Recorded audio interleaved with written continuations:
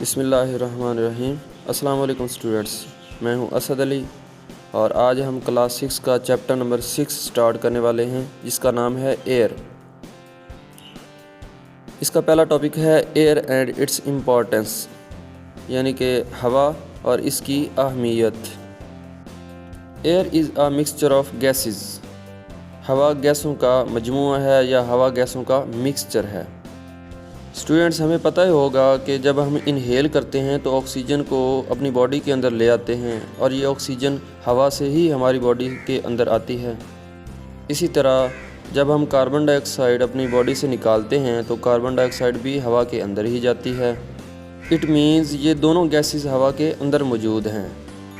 Oxygen पौधों की यानी प्लांट्स की फोटोसिंथेसिस के दौरान बनती है जो हम अपने अंदर लेके जाते हैं, और बदले में हम कार्बन डाइऑक्साइड खारिज करते हैं जो कि पौधे यूज़ कर लेते हैं। इट मीन्स दोनों गैसेस हवा के अंदर प्रेजेंट हैं। इसके अलावा हवा के अंदर नाइट्रोजन भी मौजूद है जो कि सबसे ज़्यादा मिकदार में मौजूद है 78%, ऑक्सीजन 21% और कार्बन डाइऑक्साइड की परसेंटेज है 0.03 to 0.04। Air is present everywhere. हवा हर जगह मौजूद है। Even in water and soil air is present. हत्ता कि एयर जो है, हवा जो है, वो पानी और मिट्टी के अंदर भी मौजूद है। स्टूडेंट्स, कोई भी गैस जो होती है ना, उसको जहाँ जगह मिलती है वो जगह को घेर लेती है। तो हवा भी एक गैस ही है, तो जहाँ पे इसे जगह मिलेगी, गैप मिलेगा, तो उस जगह को वो घेर लेगी। इसीलिए पानी या सोयल के अंदर भी हवा मौजूद होती है। Air covers the earth like a thick blanket. हवा ने ज़मीन को एक मोटे कंबल की तरह या एक मोटी चादर की तरह घेरा हुआ है, कवर किया हुआ है। This blanket of air is called the atmosphere. तो ज़मीन के गिर्द ये जो हवा का कंबल है या हवा की चादर कह लें, इसको एटमॉस्फेयर बोलते हैं। बेसिकली एटमॉस्फेयर क्या है? ये गैसों का मजमूआ ही है, मतलब कि ये एयर ही है।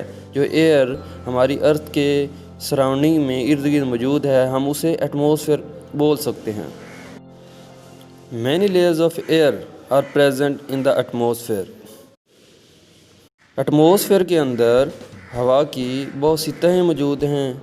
मीन्स टू से हमने एटमॉस्फेयर को भी 4 हिस्सों में तकसीम कर रखा है। हम पढ़ते हैं किस तरह से। Scientists have divided the atmosphere into 4 layers. साइंसदानों ने एटमॉस्फेयर को 4 तहों में तकसीम कर रखा है। दीज आर, ये लेयर्स कौन कौन सी हैं? Troposphere, stratosphere, mesosphere and thermosphere. Students, इस तस्वीर को देखें। इस डायग्राम के मुताबिक जब हम अर्थ सरफेस से, ज़मीन की सतह से ऊपर जाते हैं तो 16 किलोमीटर के फासले तक, इतना फासला तय करने के बाद जो लेयर ऑफ एयर होती है उसको हम ट्रोपोस्फेयर बोलते हैं। इसी तरह 16 किलोमीटर से ऊपर आप जाएं, 16 किलोमीटर से लेकर 48 किलोमीटर तक, 48 किलोमीटर तक जो स्फेयर मौजूद है या जो लेयर ऑफ एयर मौजूद है उसको हम स्ट्रेटोस्फेयर बोलते हैं। अब 48 किलोमीटर से लेकर 80 किलोमीटर तक लेयर ऑफ एयर को मीजोस्फेयर बोल देते हैं। सिमिलरली 80 किलोमीटर से लेकर 700 किलोमीटर तक आखिरी लेयर ऑफ एयर है जिसे हम थर्मोस्फेयर बोलते हैं। स्टूडेंट्स, ज़रा सोच कर बताएं, हम इन लेयर्स में से किस लेयर के अंदर रहते हैं? जी, हम बिल्कुल पहली वाली लेयर यानी कि ट्रोपोस्फेयर में रहते हैं, क्योंकि ट्रोपोस्फेयर जो है वो ज़मीन की सतह से स्टार्ट होती है और हम ज़मीन के ऊपर ही रहते हैं। तो अर्थ सरफेस से लेकर ये 16 किलोमीटर के फासले तक है, 16 किलोमीटर के डिस्टेंस तक है। तो ये हमारी लेयर ऑफ एयर है यानी कि ट्रोपोस्फेयर, जिसके अंदर हम रहते हैं। चलें जी, रीडिंग करते हैं। Each layer of the atmosphere mixes with the layer above. Atmosphere की हर लेयर ऊपर वाली लेयर के साथ मिक्स हुई होती है। मतलब क्या? एक के बाद दूसरी आती है। Only the lowest layer of the atmosphere has enough air to support the life. मैंने आपको अभी बताया कि हमारी जो लेयर है उसको हम ट्रोपोस्फेयर बोलते हैं, और हमने अभी ये भी पढ़ा कि इसके अंदर गैसों का मजमूआ यानी कि हवा मौजूद है, और क्योंकि इसके अंदर ऑक्सीजन भी मौजूद है तो ऑक्सीजन लाइफ के एग्जिस्टेंस के लिए ज़रूरी है, तो ये लाइफ को सपोर्ट करती है।